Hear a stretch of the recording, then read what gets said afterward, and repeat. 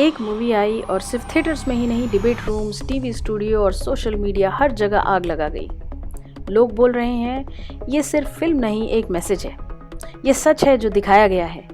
फिर कुछ कहते हैं ये एक नैरेटिव है जो बेचा गया है, ये एक प्रोपेगेंडा है मोदी गवर्नमेंट की सबसे महंगी इलेक्शन कैंपेनिंग की, और वगैरह वगैरह। तो वैसे सच क्या है? चलिए एक बार ज़रा हिस्ट्री के पन्नों को पलट के देखते हैं। हेलो दोस्तों, बागी इन वंडरलैंड चैनल में आपका स्वागत है। चैनल पे नए हैं तो सब्सक्राइब ज़रूर कर दीजिएगा।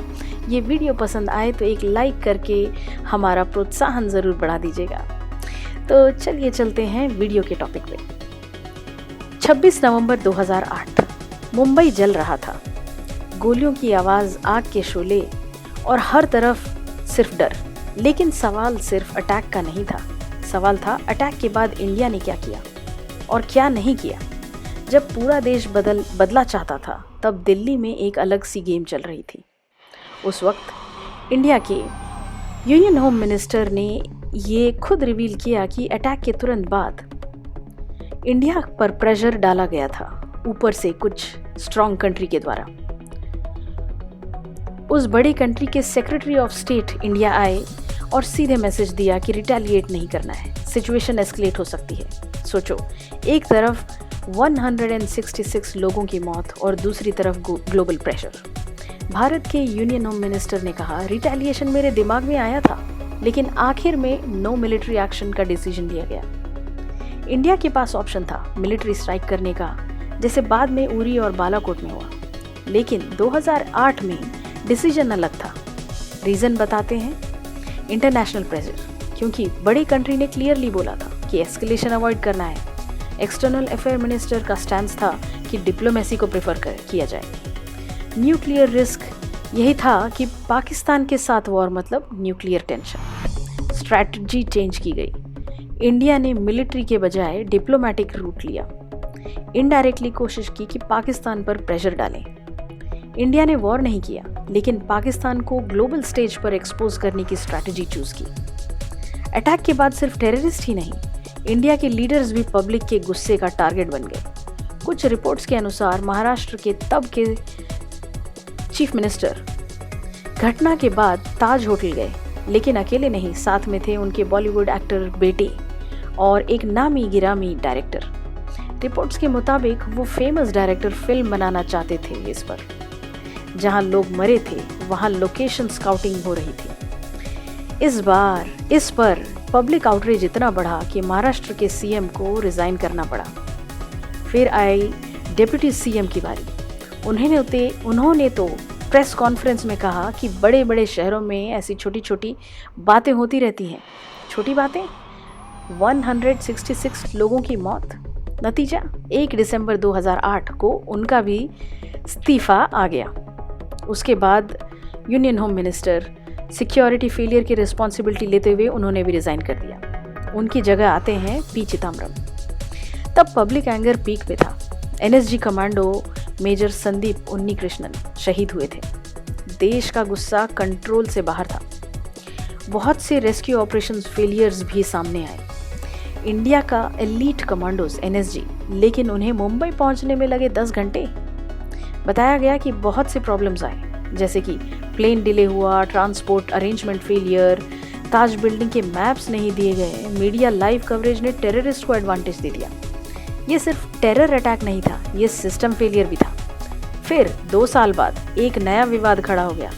यूपीए के नेता एक बुक लॉन्च में शामिल हुए, जहां दावा किया गया कि इस हमले के पीछे राष्ट्रीय स्वयंसेवक संघ आरएसएस का हाथ था।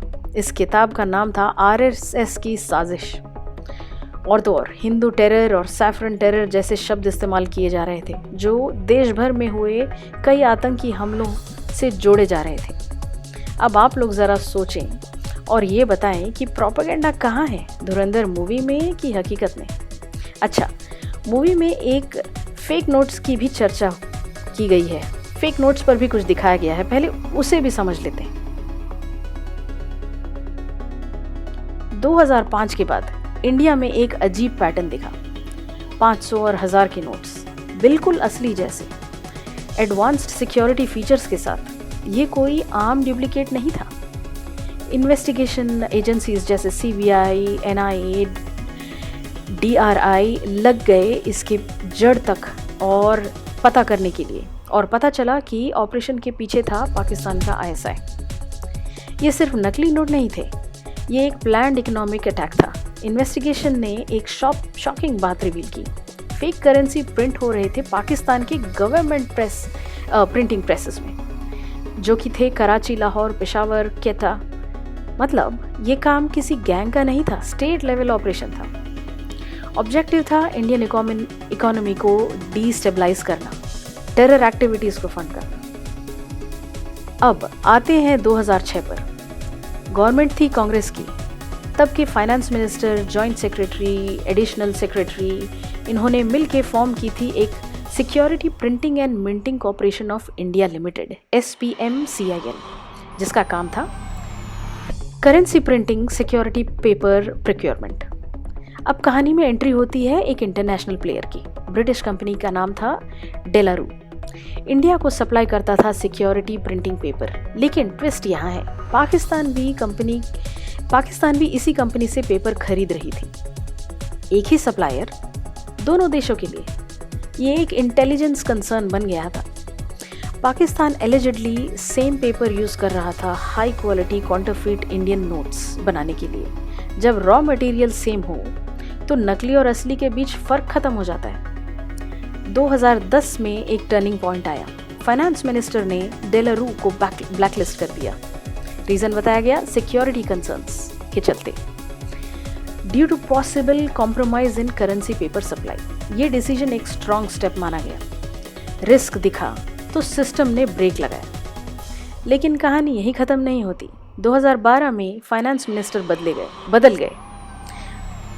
नए फाइनेंस मिनिस्टर के आते ही उन्होंने ब्लैकलिस्ट रिवर्स करके डेलारू के कॉन्ट्रैक्ट रिज्यूम करवा दिए। रिजल्ट क्या हुआ? Controversy, political debate. सब ने यही सवाल पूछा, जब सिक्योरिटी का सवाल हो तो कॉन्ट्रैक्ट रिवर्सल का लॉजिक क्या था? फेक करेंसी सिर्फ प्रिंटिंग नहीं हो रही थी, वो इंडिया तक पहुंच भी रही थी। कहाँ से? Nepal, Bangladesh, Sri Lanka, Thailand, local network के थ्रू, जैसे स्मगलिंग और ट्रैफिकर्स, बैंक इनसाइडर के रास्ते। ये एक पूरा इकोसिस्टम था, बाहर से अटैक और अंदर से सपोर्ट। पार्लियामेंट में बताया गया कि 2014 से पहले के 3 सालों में 136 करोड़ से ज़्यादा फेक करेंसी सीज हुई। लेकिन असली कहानी क्या है? जो पकड़ा गया वो सिर्फ हिस्सा था, एक छोटा सा हिस्सा। जो नहीं पकड़ा गया वो सिस्टम में घुल चुका था। फिर आया जनवरी 2014। Reserve bank of India RBI ने एक डिसीजन लिया कि 2005 के पहले के करेंसी नोट्स को विड्रॉ किया जाए। Reason? High quality fake notes को एलिमिनेट करने के लिए। पुरानी करेंसी हटाओ, सिस्टम को रीसेट करो। पर क्या ये पूरा सोल्यूशन था? फिर आया 2014 में सरकार बदलती है और प्राइम मिनिस्टर बनते हैं नरेंद्र मोदी। और नरेंद्र मोदी जी के आते ही कॉम्प्रोमाइज्ड फॉरेन सप्लायर से परचेज बंद कर दिया गया और एलिजिडली इन्वेस्टिगेशन शुरू की जाती है। 2016 में फिर आता है एक हिस्टोरिक डिसीजन, जिसमें 500 और 1000 के नोट बंद किए गए। कारण? फेक करेंसी नेटवर्क को तोड़ना था, ब्लैक मनी कंट्रोल करना था, टेरर फंडिंग को भी रोकना था। ये सिर्फ नोटबंदी नहीं थी, ये एक इकोनॉमिक स्ट्राइक था। 2005 से 2016 तक इंडिया एक इनविजिबल वॉर लड़ रहा था।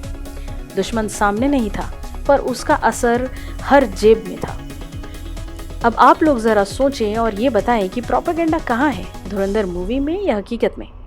हाँ, माना कि धुरंधर मूवी में पूरा सच नहीं दिखाया गया है, क्योंकि पूरा सच ऐसा है कि उसके लिए आदित्य धर सर को पार्ट 3 बनानी पड़ जाती।